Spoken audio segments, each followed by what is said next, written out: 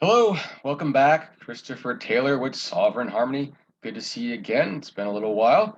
Thought I'd jump in here on Labor Day in the US, September 5th. You can see that right up here. September 5th, 2022. It's about 1:30 local time where I am on the West Coast. And again, we're using AstroSeek here instead of whatever, Planet Watcher. That's what I almost forgot the name of it because I haven't used it in so long. But that's still down. Again, this is pretty useful for what we want to do. And there is a lot going on, so I don't want to dilly-dally here because I've got a lot to squeeze in. I want to talk about Mercury retrograde coming up. So this is a picture of now. There's Mercury in Libra. It's about to go just another degree or so in Libra, about 9 degrees it'll get to by the end of this week. And that's going to move retrograde back to about actually 24 degrees Virgo, where that midheaven currently is right now where I am. So that's going to be the zone of the Mercury retrograde coming up here starting on September 9th. So just 4 days from now and ending on October 2nd when it'll start moving forward again. So look at your chart. If you want me to go over your chart with you, you can do that too. But that's the zone in your chart where this Mercury retrograde is going to occur. Okay, so I want to talk about that on a personal level and the collective level. So we're going to do personal first in this video, and then we'll talk about the same energies on a collective. But we'll be discussing, again, Mercury retrograde, but also Mars retrograde. So while Mercury retrograde 3 times a year for 3 weeks, so it's not all that uncommon. It's not always occurring, but it happens often enough that it's not too big of a deal. But Mars retrograde is once every about 25 months or so about every 2 years. And it's currently at 9 degrees Gemini, you can see right here. And that is just about to, actually, it just entered its shadow, I should say, the shadow zone. So the point where it will eventually turn direct, which is at 8 degrees Gemini. And so Mars is already, gearing up to give us the preview of what will be redirecting essentially as we move through the several months. Mars retrograde, because it happens once every couple of years, and it's outside the Earth's orbit around the sun.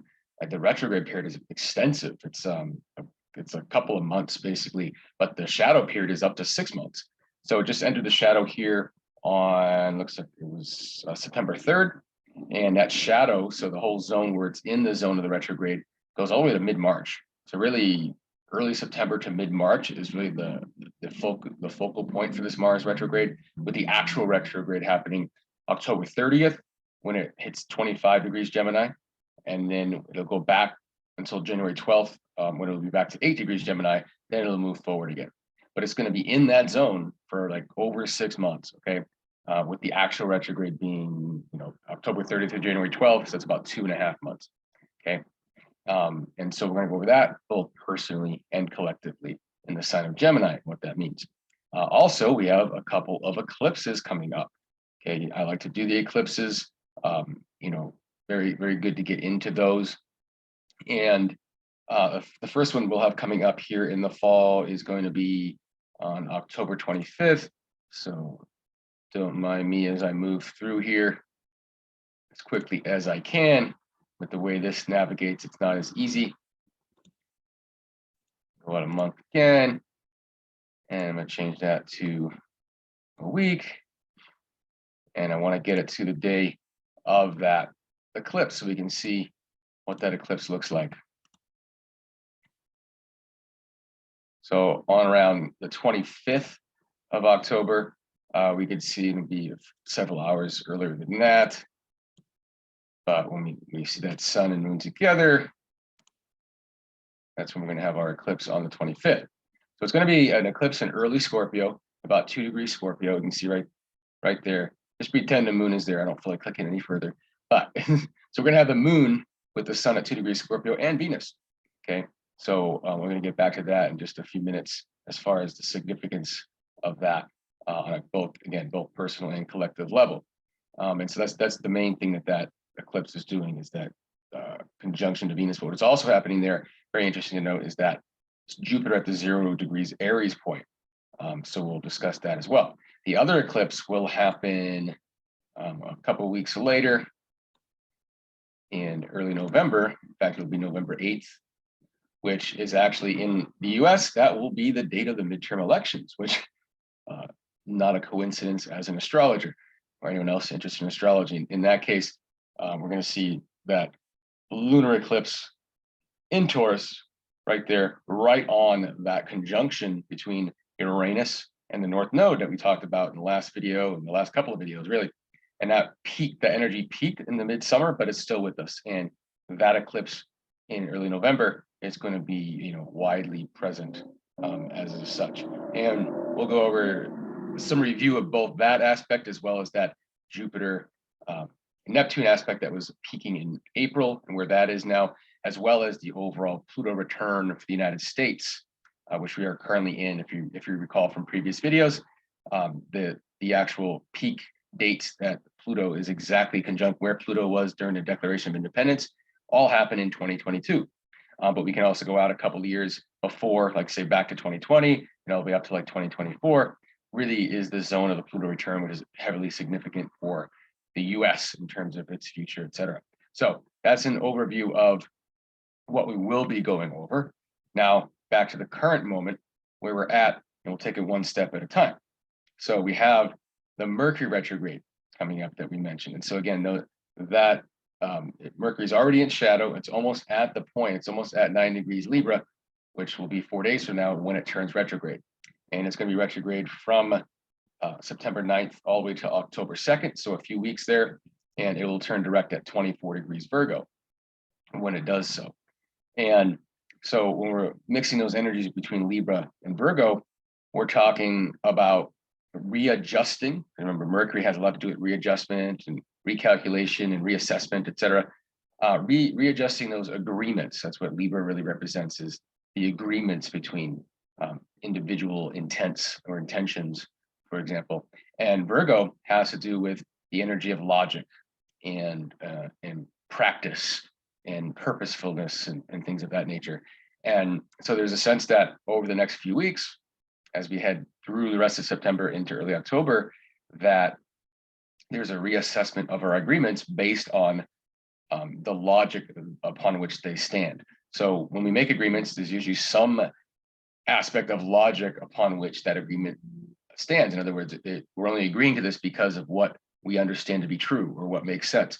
And so there's some sense of shifting in that nature. So an adjustment to our logic, an adjustment to what we assume makes the most sense, will result in a ripple effect that will change our agreement slightly, okay?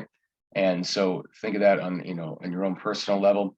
And, on a collective level, this is, this could have a lot to do with agreements between nations, okay? And certain things that were assumed to be true when it comes to like maybe resources, Virgo being an earth energy, for example, okay? So there can be some readjustment of agreements based on new realizations of physical resources or just new facts come to light, for example, okay? The Mars retrograde, if we go over to that, this is, again, Mars just entered its shadow, so 8 degrees Gemini is the beginning of the shadow, and it'll go all the way up to about 25 degrees Gemini. And so that zone is going to be worked on the next 6.5 months, right? And so Mars is going to continue through that shadow zone up to 25 degrees Gemini, where it'll reach there about October 30th. And so, Mercury will already be, well toward direct motion by then. It'll be out of its shadow by mid-October. But then when we get into late October, now we're talking about Mars going retrograde at 25 degrees Gemini. In fact, talking about the eclipses we just mentioned, which I'll get to, that first eclipse, the solar eclipse in Scorpio, in early Scorpio, that will occur just a few days before Mars turns retrograde. So there's some interaction there. So there's some significance of a shift happening around late October here. And so Mars is going to then retrograde from October 30th all the way back to until January 12th. And at that point, it'll turn direct again and move its way into direct motion, where it'll finish that shadow zone for good in mid-March. So again, it's an extended period, but the entire retrograde is within the sign of Gemini. Okay, Gemini has a lot to do with duality and duplicity and doing more things at the same time, multitasking essentially. Mars is that energy, that masculine energy of war and action and things of that nature. And so there's a real chance that on a personal level that we are going in many directions at once. Okay, not sure where exactly to focus our energy, because there's a sense of putting our fingers in more than one pie. So this again is the whole period of like mid to late fall right up into early to midwinter. And so we could have many different potential avenues of action and not sure exactly where to concentrate. So it's not really going to be a time of concentrating our energies. It's going to be more of a time of exploring where we might want to concentrate our energies. And so committing too much into one direction during this time isn't advised, because we could commit and then find we have to reverse our commitment and then commit somewhere else. So it makes more sense to point in many different directions at this time, because we're not really sure where we're going to land. We probably won't know until Mars goes direct in January. So it won't be until January, February of 2023 that we're really sure which direction we want to go in. And there can be a sense right now, as Mars just has entered the shadow right now and over the next several weeks into late October before it turns retrograde, all the options coming our way. So we might find that there's many different options to choose from. Like, wait, could it just be easier? Can I just have one or two options to choose from? And that would make it easier to just kind of go within into our gut and kind of figure it out. But there's going to be a lot of shifts and changes. So what we think might be the direction might then change, and then what we thought wasn't the direction might become the direction. And it can be exciting and exhilarating, but also confusing and frustrating at the same time. So it depends on how we want to look at that. So essentially, after this period of readjusting our agreements based on new logic or new facts and things like that, we'll immediately enter into this phase of multiplicity of opportunity and unclarity of which direction is the direction to go. Okay, so that's on a personal level. On a collective level now, I find it interesting just getting into, especially because I'm going to obviously talk about, again, the U.S. Pluto return. This might be a good time to bring it right back up. And, this is a time of either total transformation of the nation of the United States on the global scale, or complete destruction. And in many ways, it's both simultaneously. And that's kind of, I don't think that's too much of a surprise to hear, given what's going on right now. And what we just saw, if you did see it, and not to like take political sides or anything like that, but the speech given just on Thursday night, like today's Monday, this was just on Thursday night, that Joe Biden did, where he had two military officers behind him, this kind of blood red background, and he gave a speech, the kind of speech you only hear right before a war, or that justifies your enemy, your outer enemy. You don't usually hear those kinds of speeches against your domestic political opponent, right? And that's kind of what we heard on Thursday night. So it's a real strange time in the U.S. We've never had anything like that before. The only times you ever hear those kinds of speeches, again, are to rile up the country and to unify the country, not to divide it, to go against a foreign enemy. And so it's a really interesting time. And I only bring it up because, again, Mars having to do with war, and Gemini having to do with speech and talking and things like that. And so we saw a very warmongery speech on Thursday night from Joe Biden, and it wasn't war, against a common enemy outside of the nation. It was like stirring a civil war, essentially. So that was very different. There's a lot of, you can listen to different people's opinions that have been, that work in this field, and regardless of their political affiliation, this is a first of its kind, for that. And so that's, again, this sense of like, where are we? What direction are we heading in? Mars and Gemini here. And to make things more interesting, if you look at the United States chart, almost like this chart right here, because we have Sagittarius rising right now. This happens just to be the chart for where I am in this moment. But this looks similar, not in terms of the planet setup, but similar as far as Sagittarius rising right around that degree or so. And Mars in the US chart is going to be passing over the descendant and then back again, or around that zone, right around this zone here in the United States chart. And so 7th house being the house of enemies, it's very interesting that we're already seeing, like, who really is the enemy, and that really kind of is going to start making it less clear who the enemy of the United States really is. And it's going to go back and forth a little bit, right? Is it a foreign enemy? Is it an internal enemy? Is it the one declaring the eternal enemy? Are they the true enemy, right? It's all a matter of what the integrity of the nation comes down to, and like I said, we haven't seen that kind of rhetoric internally before, only towards external concerns. And so where is that going to lead?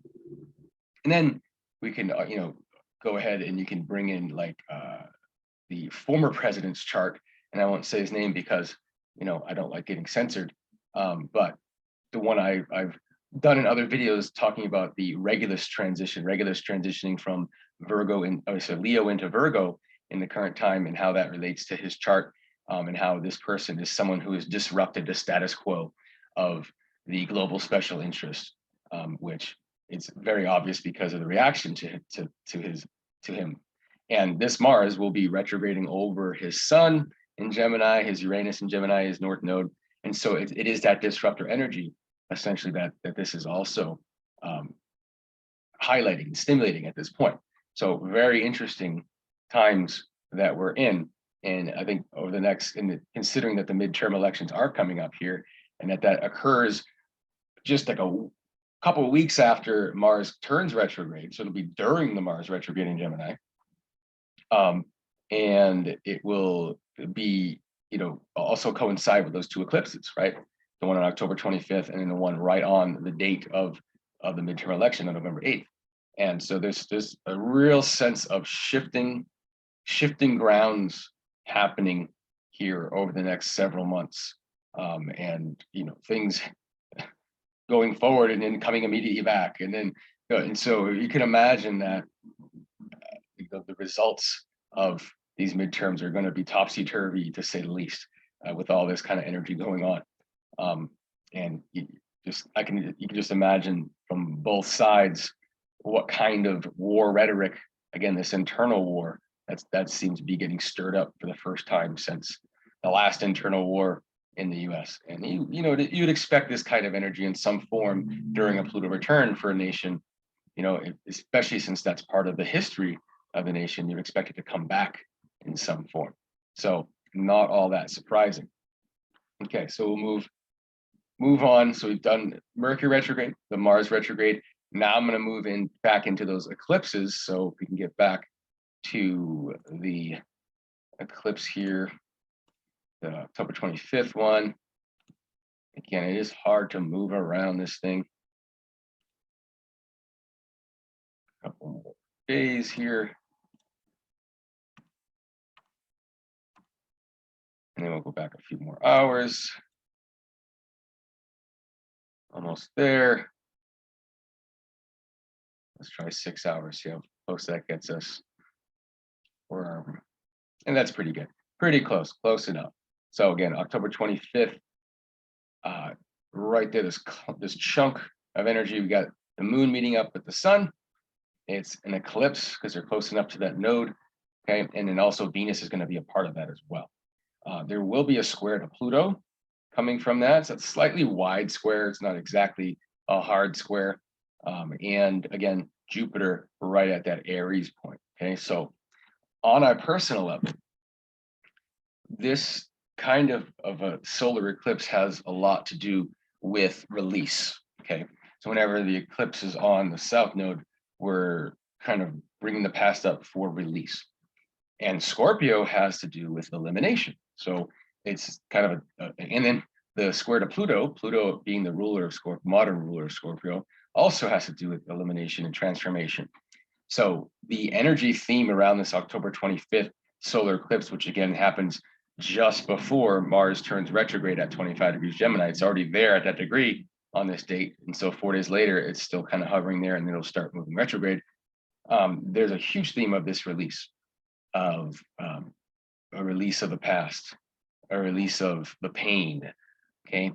And so on a personal level, we're definitely starting to, we're initiating this release point, and it's going to happen in conjunction with that turning of Mars retrograde. So what kind of options, multiple options and opportunities might come our way as we open that door and kind of let go what's been preventing those options and opportunities, right? And so that you can see how that can work in conjunction with each other. So it's a time of kind of opening those floodgates, letting it go, making room. And as soon as we make room, what happens? Mars turns retrograde in Gemini, and suddenly we're weighing a whole bunch of options that probably couldn't have been present had we not gotten rid of whatever this is, whatever issues that have been holding us back. Okay.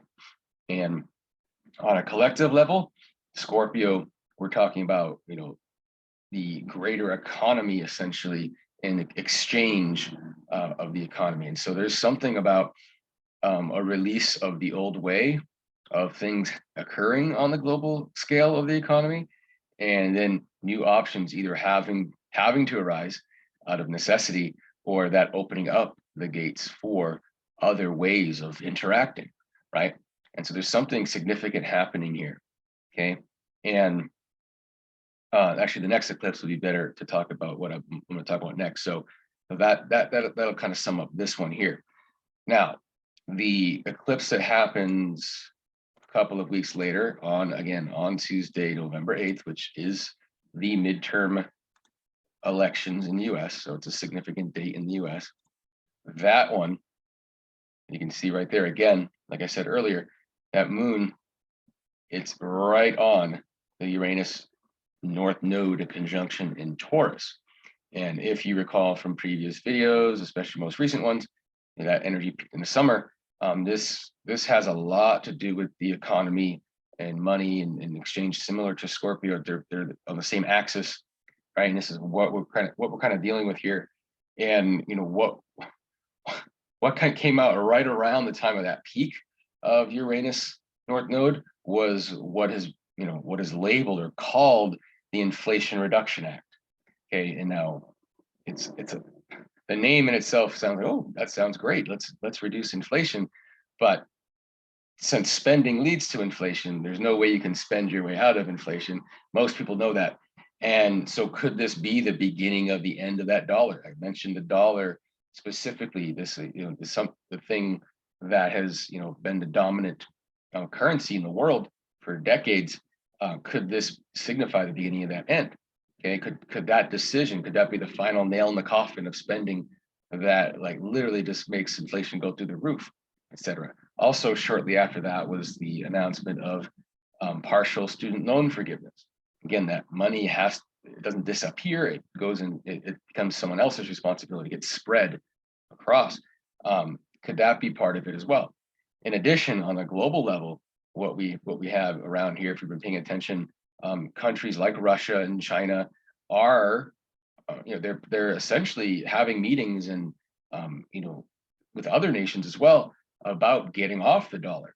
And those meetings have increased, and there's been more coming out of those in recent months as well. And so could this lunar eclipse that is on the North Node, which has to do with kind of like a mad flood of culmination, essentially, okay, that it's occurring right on this date where there's a midterm election, is this do the consequences of these decisions that have been happening over the last several months, do they come to a head here? And what does that mean? And again, Mars is going to be retrograde. You can see Mars with the R next to it, that right there. It'll be retrograding from that point for the next couple of months beyond that point. Okay. And so things may not be clear for a while. Big surprise, an election may not be clear for a while. We're sort of used to that now. And so I see more of the same happening here.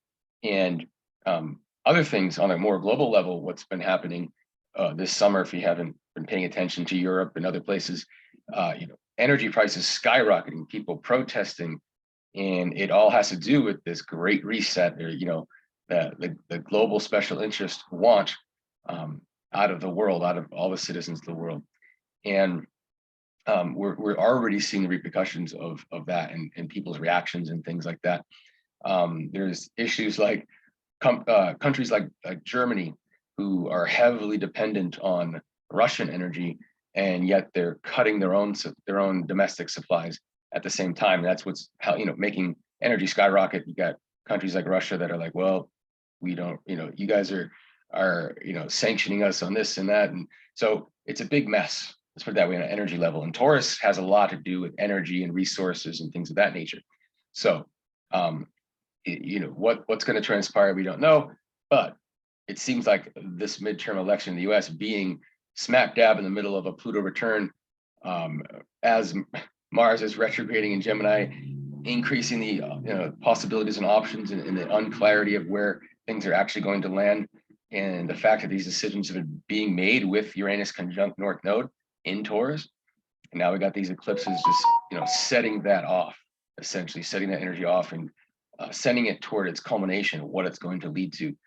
So it should be interesting, to say the least, how things unfold. Anyway, I think we'll wrap it up there. I don't want to be too long. There's a lot of information to get through there, but just understand we got Mercury retrograde here right on our doorstep. Mars retrograde coming up right after that. The eclipse is happening right around the start of that Mars retrograde, and understand that, in the bigger picture of things, that this is, a huge shifting period for the nation of the USA, with the Pluto return and everything else. And, because the dollar is the dominant currency, how that affects the globe at a greater scale as well. If you are interested in how these energies are going to affect your chart, the Mercury retrograde, the Mars retrograde, the eclipses, where that lands in your chart, how that all works, you can contact me at my website directly or on Facebook.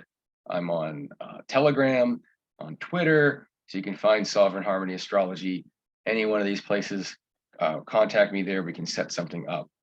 And until next time, batten down the hatches here. Things could get a little bit crazy, but things could also open up quite a bit because things are eliminated. And that's always a good thing too. So we will see you again.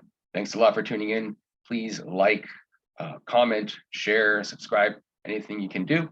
And anyone you think might be interested, let them know about this. Let them know that I can look over their chart too. And until next time, we'll see you then. Thanks a lot again. Bye.